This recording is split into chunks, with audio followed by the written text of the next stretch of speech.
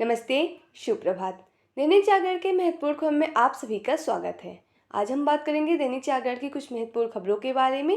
साथ ही एक यूपीएससी जो विगत वर्ष पूछा गया प्रश्न है उस पर भी चर्चा करेंगे।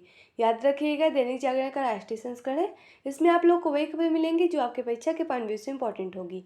आशा करती हूँ कि आप लोग को यह खबर अच्छी लगे। धन्यवाद। तो आइए देखते हैं आज की क्या खास खबरें, उन्हें हम एक एक करके देख लेते हैं। और किसी कारण की वजह से आपकी 2 दिन की क्लास नहीं हो पाई है, उसके लिए मैं क्षमा प्रार्थी हूँ। तो चलिए शुरुआत करते हैं आज की महत्वपूर्ण खबरों के बारे में। खबर की तरफ आगे बढ़ने से पहले हम प्रश्न को देखेंगे, उसके बाद हम खबरों को एक एक करके देख लेंगे। तो आइए देखते हैं आज का प्रश्न क्या है। यह सिविल सेवा परीक्षा विगत वर्ष 2018 का प्रश्न है। प्रश्न है, जून की 21वीं तारीख को सूर्य, नीचे इसके कुछ विकल्प दिए हुए हैं। पहला विकल्प है उत्तर ध्रुवीय वृत्त पर क्षितिज के नीचे नहीं डूबता।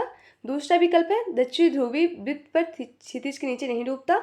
और तीसरा है मध्याह्न में भूमध्य रेखा पर ऊर्ध्वाधर रूप से व्योमस्थ चमकता है। और चौथा है मकर रेखा पर ऊर्ध्वाधर रूप से व्योम मस्त पर चमकता है। तो आप लोग से अनुरोध है कि आप लोग इसका आंसर कमेंट बॉक्स में जरूर बताएं। और इस क्वेश्चन का पूर्ण एनालाइज हम वीडियो क्लास में जरूर करेंगे। अगर आप लोग को इसकी पूरी जानकारी चाहिए तो आप लोग वीडियो को लास्ट तक जरूर देखें। तो चलिए देखते हैं आज की क्या खास खबरें, उन्हें हम एक एक करके देख लेते हैं। आपको बता दें, जो 2 दिन की क्लास नहीं हो पाई थी उसमें हमने कुछ टॉपिक ढूंढा है जो आपके परीक्षा पॉइंट व्यू से काफ़ी इंपॉर्टेंट है। तो आइए हम बता देते हैं, 1-2 टॉपिक मैंने उसमें देखा तो काफ़ी इंपॉर्टेंट लगा, जो आपको लोग को जानना चाहिए। पहला था कि अभी हाल ही में इसरो ने मौसम उपग्रह इनसेट 3DS को सतीश धवन केंद्र श्रीहरिकोटा से लॉन्च किया है, जो कि आंध्र प्रदेश में स्थित है, आंध्र प्रदेश के अंदर स्थित है। और ये लॉन्च करने वाला रॉकेट GSLV F-14 लॉन्च करने वाला रॉकेट है। आप लोग इससे जरूर याद करिए कि जो यह इनसेट 3DS लॉन्च किया गया, इस रॉकेट का नाम क्या है। जिसे जरूर आप लोग याद रखें, जो आपके परीक्षा पॉइंट व्यू से काफ़ी इंपॉर्टेंट है। रॉकेट का नाम है GSLV F-14। और लॉन्च करने का कारण क्या था कि मौसम संबंधी जानकारी इकट्ठा करने के लिए लॉन्च किया गया। और ये रॉकेट जो है GSLV F-14, इसका निर्माण विक्रम साराभाई स्पेस सेंटर में हुआ है, जो तिरुवनंतपुरम में है। जिसे भी आप लोग जानते रहिए। और अगर हम दूसरा और खबर बात करें जो आप लोग के परीक्षा पॉइंट व्यू से काफ़ी इंपॉर्टेंट है, तो अभी हाल ही में 98 मतलब ज्ञानपीठ पुरस्कार जगत गुरु रामभद्राचार्य और गीतकार गुलजार को सम्मानित करने की घोषणा हुई है। और आपको बता दें, ज्ञानपीठ पुरस्कार यह साहित्य का भारत में सर्वोच्च सम्मान पुरस्कार है।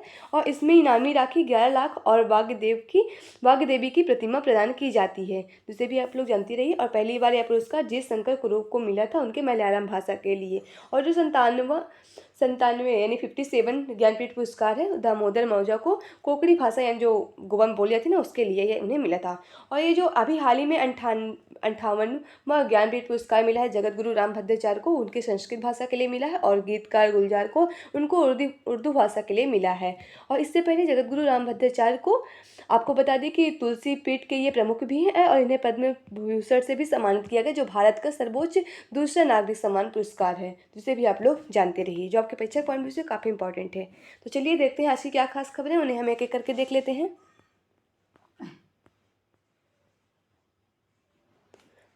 रोमांच मुकाबले में भारतीय बेटियों ने बैडमिंटन में रचा इतिहास। एशिया टीम चैंपियनशिप में महिला टीम ने पहली बार जीता स्वर्ण पदक। युवा स्टार अनमोल खरब के दम पर फाइनल में थाईलैंड को हराया। आपको बता दें, अभी हाल ही में एशियाई महिला बैडमिंटन चैंपियनशिप हुई है। इसे होस्ट करने वाला जो देश है वो मलेशिया है। फाइनल भारत और थाईलैंड के बीच हुआ है। पहली बार भारत वर्सेस थाईलैंड के बीच हुआ है, जिसमें भारत जीता है। और पहली बार भारतीय महिला टीम ने इसमें गोल्ड मेडल जीता है। तो इसे भी आप लोग जानते रहिए। और इसे होस्ट करने वाला कंट्री मलेशिया है। भारत ने टेस्ट में दर्ज की अपनी सबसे बड़ी जीत। 434 रन के तीसरे टेस्ट में इंग्लैंड को हराया। जडेजा बने प्लेयर ऑफ द मैच। दुनिया जानती है कि आएगा तो मोदी ही। विभिन्न देश भी भाजपा सरकार की वापसी को लेकर पूरी तरह आश्वस्त है। और भाजपा के राष्ट्रीय अधिवेशन में कहा, मोदी की गारंटी है विकसित भारत।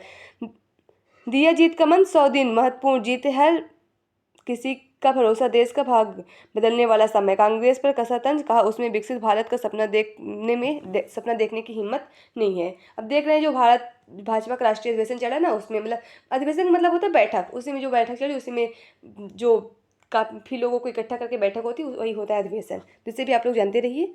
उसी में कुछ बातें कही गई हैं। केंद्र और किसान नेताओं में एमएसपी पर व कर्ज माफी पर फंसी बात।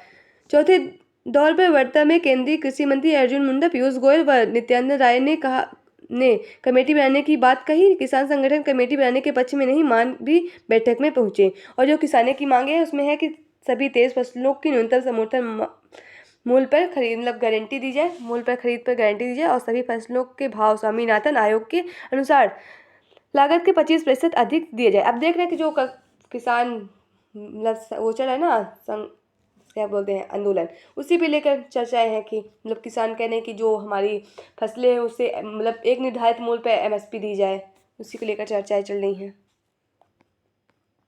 यहाँ आपको राष्ट्रीय राजधानी से जुड़ी खबरें मिल जाएंगी, इसे भी आप लोग जरूर पढ़िए। श्रद्धानंद मार्ग और खान मार्केट में 2 महिला पुलिस चौकियों का शुभारंभ।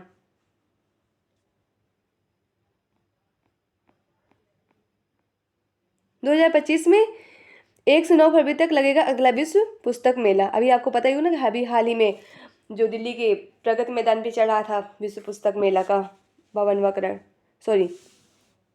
31वां संस्करण, उसी पे लेकर चर्चा चल रही है।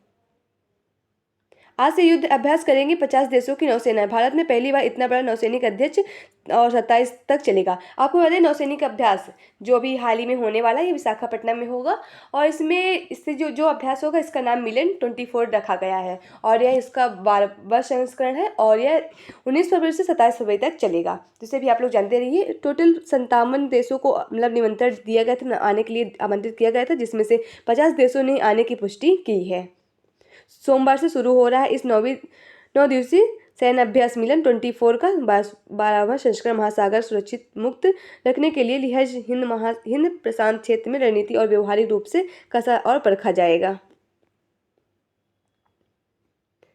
जयशंकर के 7 महीने के बाद चीनी समकक्ष से हुई बातचीत के संबंध में आधिकारिक तौर पर दोनों ओर से कुछ भी नहीं कहा गया है। दोनों नेता पिछले वर्ष जुलाई में आसियान बैठक में इतर इंडोनेशिया में मिले थे।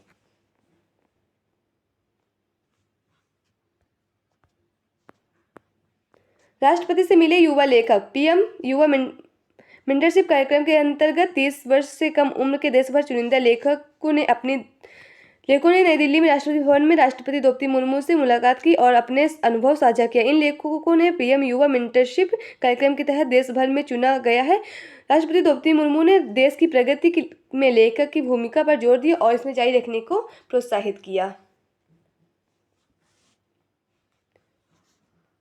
अब यहाँ आप लोगों को राजनीति से जुड़ी खबरें मिलेंगी। अब आने वाला है आगामी लोकसभा का चुनाव, उसी पे लेकर चर्चाएं चल रही हैं।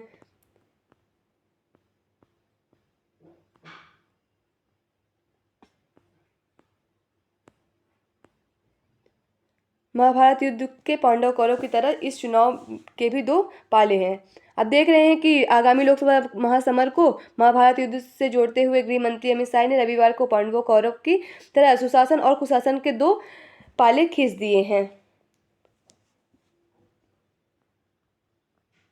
वर्तमान में पश्चिम एशिया के साथ भारत के संबंध सबसे मजबूत हैं। पीएम बोले, कांग्रेस सरकार पश्चिम एशिया को पाकिस्तान के चश्मे से देखती है। 34 वर्ष में यूएई की यात्रा करने वाला पहला प्रधानमंत्री बने हैं नरेंद्र मोदी। इसे भी आप लोग देखते रहिए। जो आपके परीक्षा पॉइंट व्यू से उसे आप लोग देखते, जो आपके परीक्षा पॉइंट व्यू से काफ़ी इंपॉर्टेंट है, बस उसे आप लोग देखिए कि ये चुनाव कराता कौन है, चुनाव के इस समय वर्तमान में कौन सी लोकसभा का चुनाव हो रहा है, तो उसके बारे में आप लोग थोड़ी बहुत जानकारी रखिए। संघीय संरचना पर आघात। राज्य अब केंद्र की दया का मोहताज बनकर रह गया है। अगर भारत को विकसित देश बनना है तो राज्य को भी सशक्त बनाए बिना संभव नहीं हो सकता है।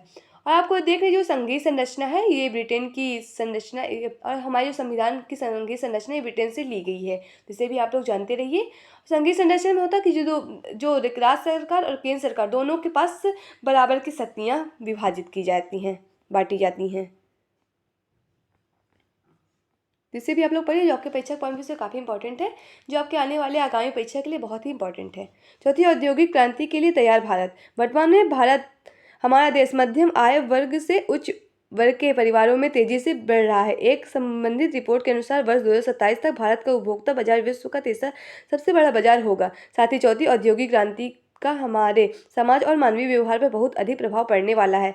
इस क्रांति में कुछ कार्य पद्धतियाँ चलन से बाहर होंगी तो अन्य कई नई कार्य पद्धतियाँ को अपनाया जाएगा। लिहाजा चौथी औद्योगिक क्रांति नौकरियों के स्वरूप में व्यापक परिवर्तन ला सकती हैं।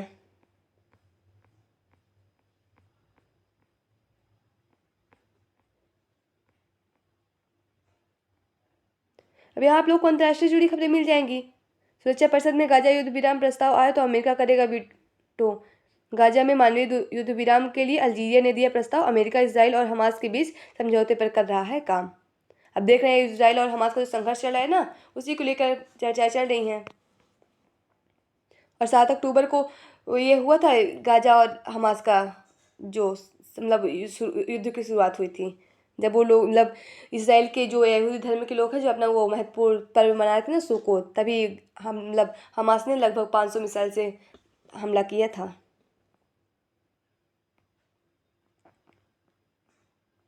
भैया आप लोग को खेल से जुड़ी खबरें मिल जाएंगी। अब देख रहे हैं कि इंग्लैंड के साथ चल रहा था तीसरा टेस्ट मैच, उसी पे भारत ने बड़ी जीत हासिल की है। तो आप लोग बस खेल से जो महत्वपूर्ण खिलाड़ी हैं किस खेल से संबंधित है उसके बारे में आप लोग थोड़ी बहुत जानकारी रखते हैं, जो आपके परीक्षा पॉइंट व्यू से काफ़ी इंपॉर्टेंट है। स्केटिंग छुड़वा के पिता ने अनमोल को थमाया था रॉकेट। अब देख रहे हैं जो महिला एशिया बैडमिंटन चैंपियन हुई है ना, उसी पे लेकर चर्चाएं हैं। यहाँ आपको परीक्षा पॉइंट व्यू से जनरल नॉलेज से जुड़ी खबरें मिल जाएंगी, जिसे आप लोग जरूर पढ़िए। थॉमस एडिसन को आज ही मिला था फोनोग्राफ का पेटेंट। 1978 में आज ही के दिन थॉमस एडिसन ने फोनोग्राफ का पेटेंट हासिल किया था। यह आवाज़ को रिकॉर्ड कर इससे प्ले करने में सक्षम डिवाइस था। एडिसन ने इसे सबसे पहले Mary had little nurse lamb nursery कविता रिकॉर्ड की थी। एडिसन की इस तकनीकी में संगीत व्यवसाय को संभव बनाया था। और एक इम्पोर्टेंट खबर है, 45 मिनट के लिए मेक्सिको के राष्ट्रपति बने पेड्रो लस्कुरिन। 1913 में आज ही के दिन पेड्रो लस्कुरिन 45 मिनट के लिए मेक्सिको के राष्ट्रपति बने थे। किसी भी देश के राष्ट्रपति का यह पहला सबसे छोटा कार्यकाल था। 10 वर्ष में इंसानों के साथ बैठकर काम करेगा रोबोट। जनरेटिव AI और ह्यूमन रोबोट इंटरेक्शन पर काम कर रहे विज्ञानियों ने IIT से साझा किया रोबोट का भविष्य। जनरेटिव AI के आने के बाद में रोबोट की बुद्धिमत्ता को तेजी से हो रहा है विकास। आप देख रहे हैं कि हर एक चीज़ में तकनीकी का प्रयोग किया जा रहा है। अब आने वाले 10 वर्ष में क्या क्या परिवर्तन होते हैं कि उस पर आप लोग देखिए। यहाँ आप लोगों को मूवीज जुड़ी खबरें मिल जाएंगी। इंटरेस्ट हो तो पढ़िए, ना हो तो कोई बात ही नहीं। तो आज की खबरें समाप्त होती है। आशा करती हूँ कि आप लोग को यह खबर अच्छी लगे, और अगर आप लोग के पास कोई सुझाव है तो भी आप लोग हमसे साझा कर सकते हैं। चलिए आज देखते हैं आज का जो प्रश्न है उसका हम लोग विश्लेषण कर लेते हैं। आज का प्रश्न था जून की 21वीं तारीख को सूर्य, जिसका सही जवाब होगा ऑप्शन ए यानी उत्तरी ध्रुव पर वृत्त पर क्षितिज से नीचे नहीं डूबता। तो आइए इसका हम लोग विश्लेषण थोड़ा देख लेते हैं, इसके बारे में थोड़ी जानकारी ले लेते हैं। 21 जून का वह दिन है जिस दिन उत्तरी गोलार्ध में ग्रीष्म संक्रांति होता है। गर्मियों में साल के सबसे लंबे दिन का अनुभव गोलार्ध में होता है। ध्रुव पर इसका परिणाम पूरे दिन लगातार दिन के उजाले में होता है। इस प्रकार 21 जून को सूर्य उत्तरी ध्रुवीय वृत्त के क्षितिज के नीचे नियत नहीं होता और ग्रीष्मकालीन संक्रांति 20 से 23 दिसंबर के बीच दक्षिण गोलार्ध में होती है। तो आशा करती हूँ कि आप लोग को यह खबर अच्छी लगे। धन्यवाद।